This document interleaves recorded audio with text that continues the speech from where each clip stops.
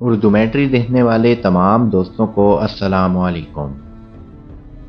دوستو، آج کے دور میں جاپان ٹیکنالوجی کے شعبے میں دنیا بھر سے ایک قدم آگے ہے۔ جاپان کے ناقابل یقین جغرافیائی اور قدرتی حالات نے جاپانیوں کو ایک مؤثر اور باصلاحیت قوم بنا دیا ہے، لیکن ان سب کے باوجود جاپان میں کئی ایسی عجیب چیزیں بھی دکھائی دیتی ہیں جو باقی دنیا کو حیرت میں مبتلا کر دیتی ہیں۔ ویڈیو میں مزید آگے بڑھنے سے پہلے میرے چینل کو سبسکرائب کر دیں اور ساتھ موجود گھنٹی کی علامت کو بھی دبا دیں تاکہ ہر آنے والی نئی ویڈیو آپ کو سب سے پہلے ملتی رہے۔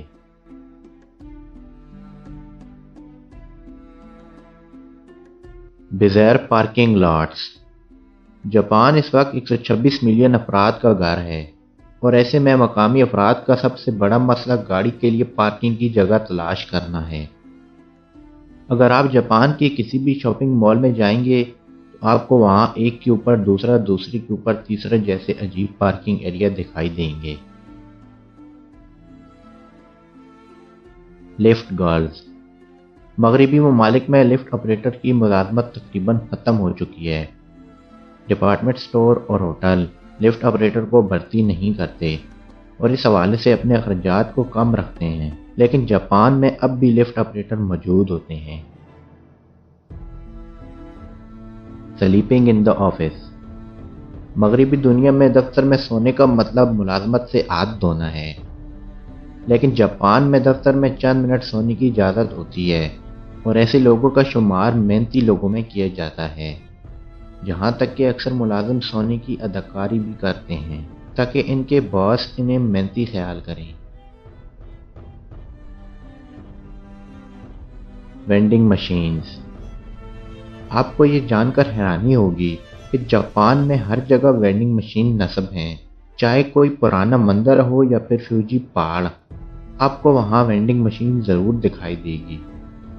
یہ مشین سامان کی وسیع ترین اقسام سے آراستہ ہوگی۔ ان مشین میں تقریباً ہر طرح کی اشیاء موجود ہوتی ہیں۔ The world shortest اسکیلیٹر۔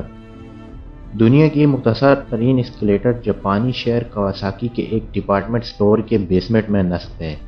یہ صرف 33 انچ بلند ہے اور اس میں صرف 5 قدمچے موجود ہیں۔